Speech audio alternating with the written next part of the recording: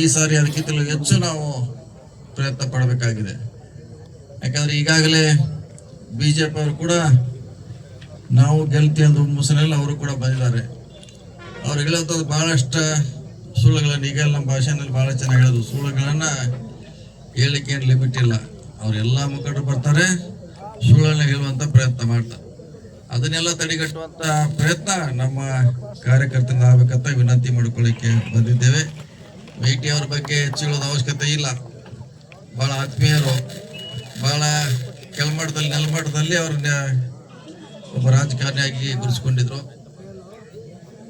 ಬಹಳ ಅನ್ಯೋನ್ಯತವಾಗಿ ಈ ಭಾಗದಲ್ಲಿ ಸುಮಾರು 40 ವರ್ಷದಿಂದ ರಾಜಕಾರಣಿಯನ್ನು ಮಾಡಿದ್ದಾರೆ. ಅವರ ನಮ್ಮನ್ನು ಇವತ್ತ ಆಕಸ್ಮಿಕವಾಗಿ ಬಿಟ್ಟು ಹೋಗಿದ್ದಾರೆ. ಅವರ ಸ್ಥಾನದಲ್ಲಿ ಅವರ ಪುತ್ರ ಉಮೇಶ್ ಅವರನ್ನ ನಾವು ಅಭ್ಯರ್ಥಿ ಮಾಡಿದ್ದೇವೆ. ಅವರಿಗೆ ನಿಮ್ಮ ಆಶೀರ್ವಾದ ಬೇಕಾಗಿದೆ.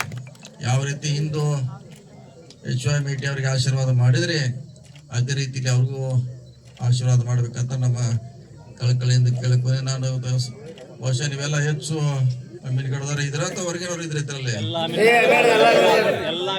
ಕೈ ಮಾಡ್ರಿ. ಎಷ್ಟು ಜನ ಇದ್ರೆ ಓಕೆ, ಇಷ್ಟು ಜನ ಇದ್ರೆ ಸಾಕು, ನೀಡ್ ಹಾಕ್ತೀವಿ ನಾವು. ಯಾಕಂದ್ರೆ ನಾವು ಎಕ್ಸಾಮ್ ಕಂಡಕ್ಟ್ ಮಾಡಕ್ ಬಂದಿದ್ವಿ ಅಷ್ಟೇ. ಇಲ್ಲಿ ಪಾಠ ಹೇಳಲಿಕ್ಕೆ ಅವ್ರ ಪಾಠ ಹೇಳೋರು ಬೇರೆ ಬರ್ತಾರ ಇನ್ನು ನಮ್ಮ ಪಕ್ಷದಿಂದ. ನಾವು ಎಕ್ಸಾಮ್ ನಲ್ಲಿ ಯಾವ ರೀತಿ ಬರೀಬೇಕು, ಯಾವ ರೀತಿ ಪಾಸ್ ಆಗ್ಬೇಕು ಅಂತ ಅಷ್ಟು ಮಾತ್ರ ನಾವು ಎಲ್ಲ ನಮ್ಮ ಅಧ್ಯಕ್ಷ ನೇತೃತ್ವದಲ್ಲಿ ಪಾಠ ಹೇಳಲಿಕ್ಕೆ ಬಂದಿದ್ದೀವಿ. ಹೋಮ್ವರ್ಕ್ ಹೆಂಗ್ ಮಾಡಬೇಕು, UPS KS ಹೆಂಗೆ ಪಾಸ್ ಆಗ್ಬೇಕಂತ ನಿಮಗೆ ಟ್ರೈನಿಂಗ್ ಕೊಡ್ಲಿಕ್ಕೆ ಬಂದಿದ್ದೀವಿ. ಈಗಾಗಲೇ ನಮ್ಮ ಕಾರ್ಯಕರ್ತರು ನಿಮ್ ಜೊತೆ ಕೆಲಸ ಮಾಡ್ತಿದ್ದಾರೆ. ಇನ್ನೂ ಹೆಚ್ಚು ಮಾಡಬೇಕಾಗಿದೆ. ಯಾಕೆ ಒಂದ್ಸರಿ ಸುಳ್ಳು ಗೆಲ್ತೈತಿ.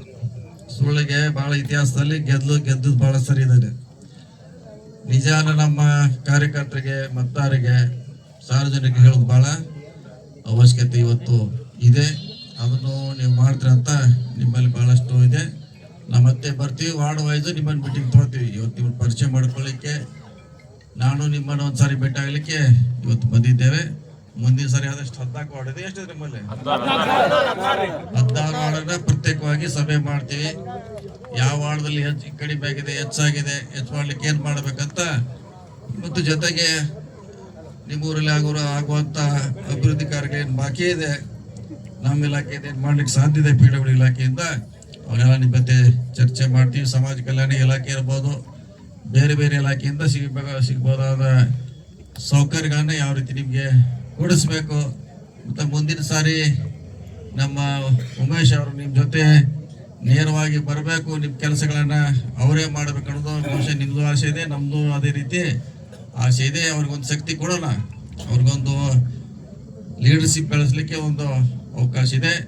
ಅದು MB ಪಾಟೀಲ್ ಅವರು, ಅನೇಕ ನಾಯಕರು ನಿಮ್ಮೂರಿಗೆ ಬಂದು ಉಮೇಶ್ ಅವ್ರ ಪರವಾಗಿ, ಕಾಂಗ್ರೆಸ್ ಪರವಾಗಿ ಮತಯಾಚನೆ ಮಾಡ್ತಾರೆ. ತಮ್ಮ ಆಶೀರ್ವಾದ ಬಹಳ ಅವಶ್ಯಕತೆ ಇದೆ. ಹಿಂದಿನಕ್ಕಿಂತಲೂ ಈ ಚುನಾವಣೆ ಬಹಳಷ್ಟು ಜಿದ್ದಾಜಿದ್ದಿ ಆಗಿದೆ.